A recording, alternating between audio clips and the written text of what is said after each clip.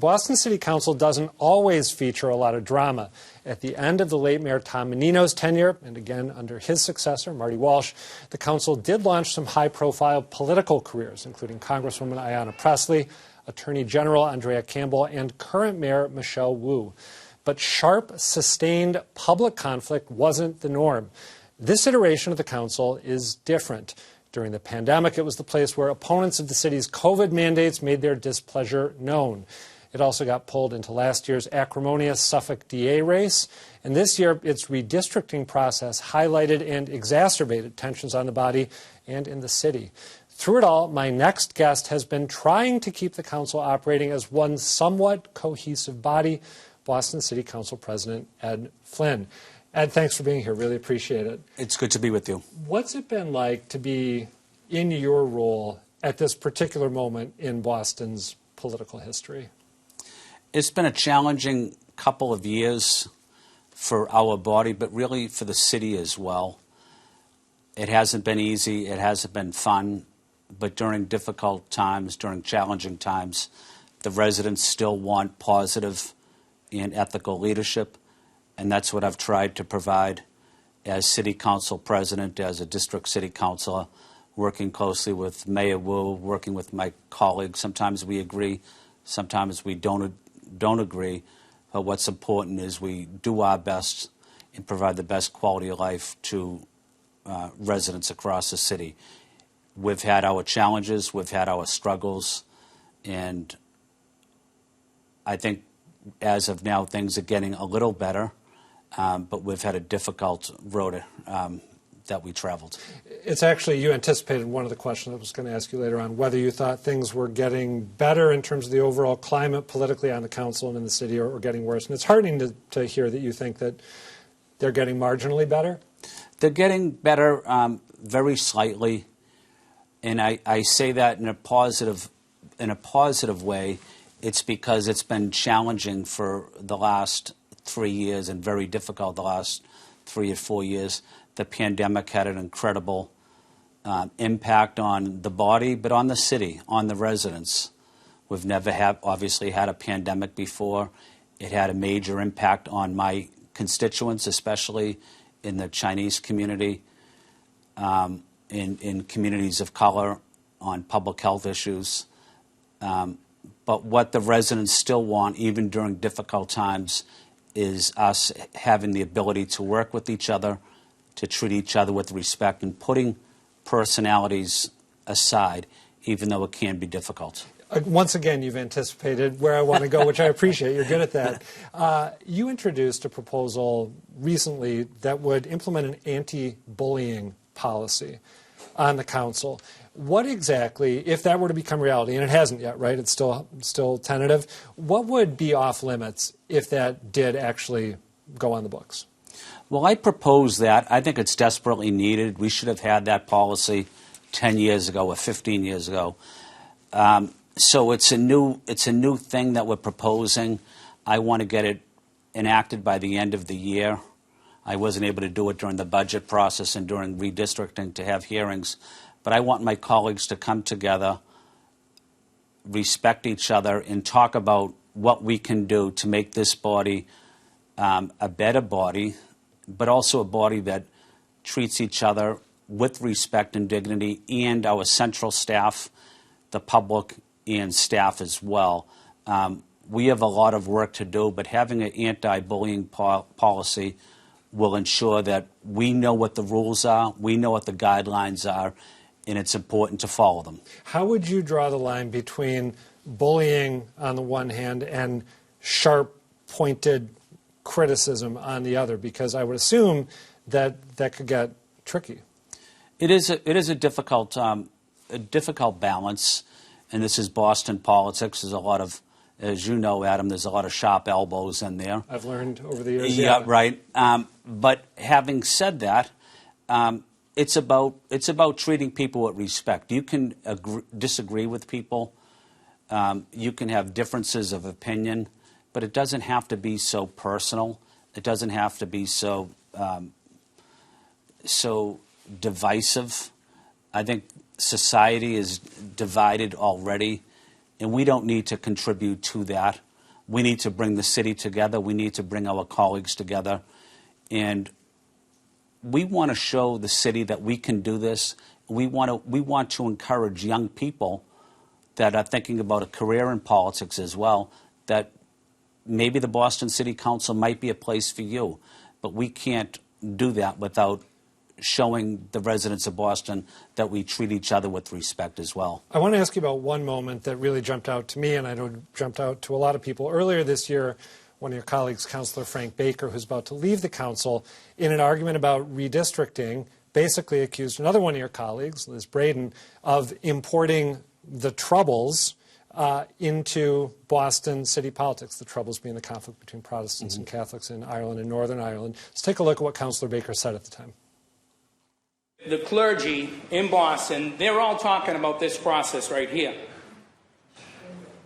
And they're viewing this exercise as an all-out assault on Catholic life in Boston. And it's not lost on them that the person that's leading the charge is a Protestant from Fermanagh. As the maps we are voting on today indicate, as the maps we are voting on today indicate, we're in brief recess.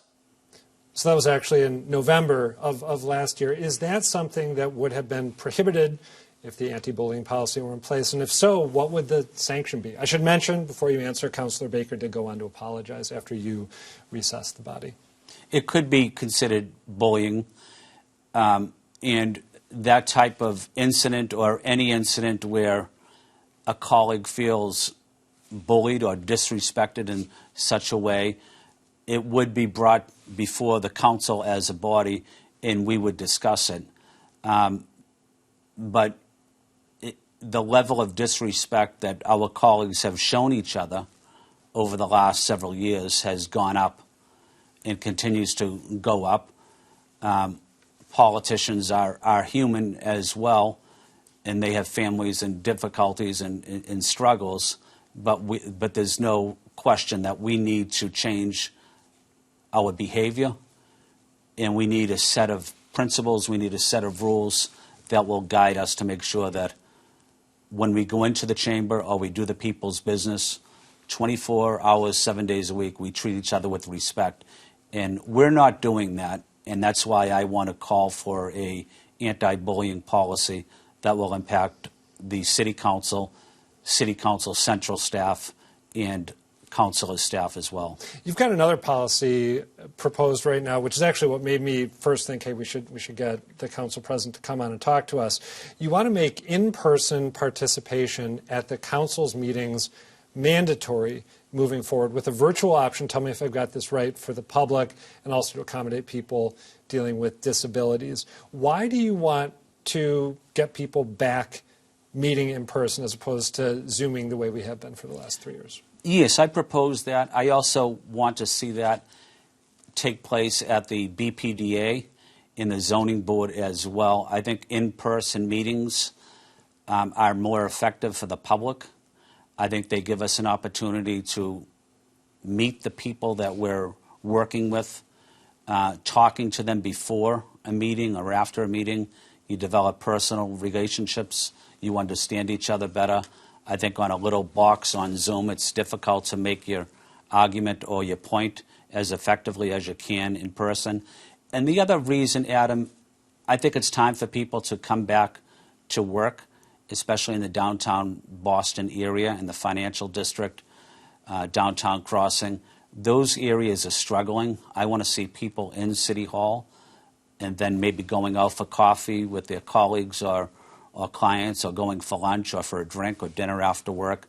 But we need to support these small businesses, encourage people to come back to downtown Boston, spend your money.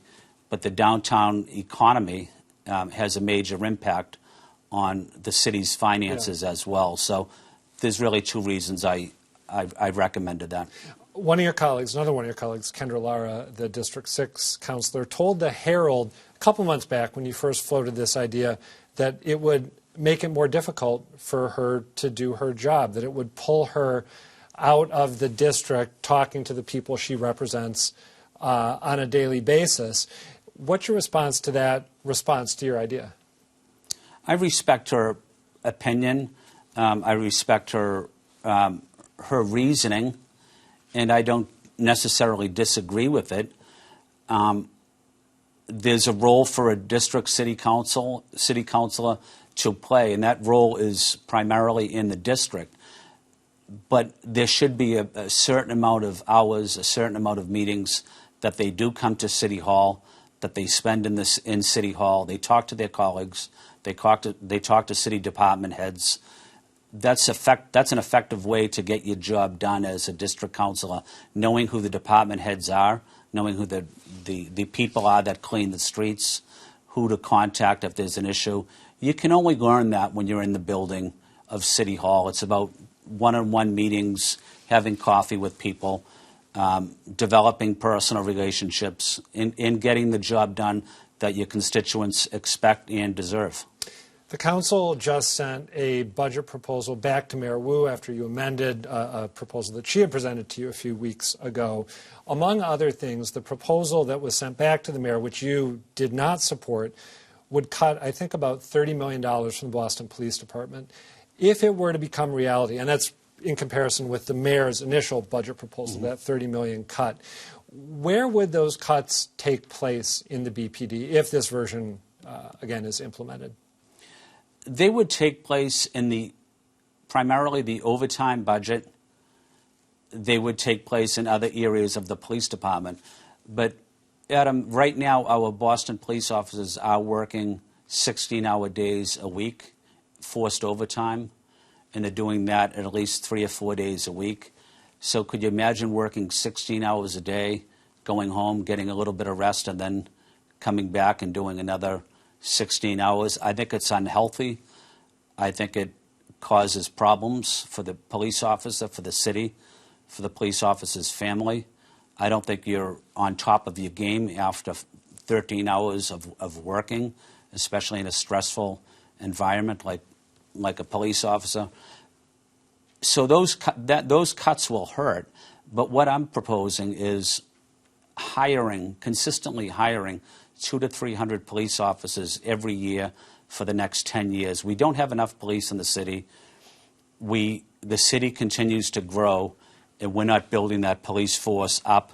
A lot of young police officers that are getting on the job are leaving to join the fire department. They're leaving to join other cities and towns, whether it's Braintree or Cambridge or Arlington, for many reasons. So we continue to lose police officers at a young age. And you want to build up the ranks. And we want to build up the ranks. Okay, one more question for you before I let you go. I did a story at the start of this week on the Boston Dragon Boat Festival, Boston Hong Kong Dragon Boat Festival, which just took place last weekend. As you know, some critics of the event showed up and then afterwards continued to argue that the event shouldn't be tied to the Hong Kong government. It's supported by the Hong Kong government. Hong Kong's become more repressive as China has assumed control of it. There's now, I think, about 1,500 political prisoners in Hong Kong. The U.S. State Department says basic human rights are being eroded. You were at the festival. You praised it afterward as a celebration of AAPI culture in the greater Boston area. Does the criticism I just mentioned hit home with you at all? And might it make you, next year, rethink your participation in the festival? Well, I mentioned, Adam, at the beginning, the impact the COVID pandemic had on the Asian community. And I represent the largest Asian community in Boston, in Chinatown, the South End, the large Chinese community, obviously. Hate crimes went up in Boston during that period of time when President Trump pretty much blamed the Chinese people, or the Asian people, I should say, for bringing this virus to the United States. Even in the most progressive city like Boston, we've had a lot of hate crimes against AAPI, Asian community, against the LGBTQ community, communities of color. But my goal and my job as a district councilor has been to speak up consistently in support of the AAPI community. And I go to a lot of events to show my respect for the AAPI community. I think it's important, too, as a white elected official, to be present in the Asian community and let them know I stand up for them, during good times and difficult times. Well, I've always noticed you have, I believe, in Mandarin, your Twitter account it's bilingual, right? So what I'm hearing you say, I think, is that right now you plan to be there again next year. That's correct. All right. Boston City Council President Ed Flynn, thank you for coming in. Pleasure to talk with you. It's good to be with you, Adam.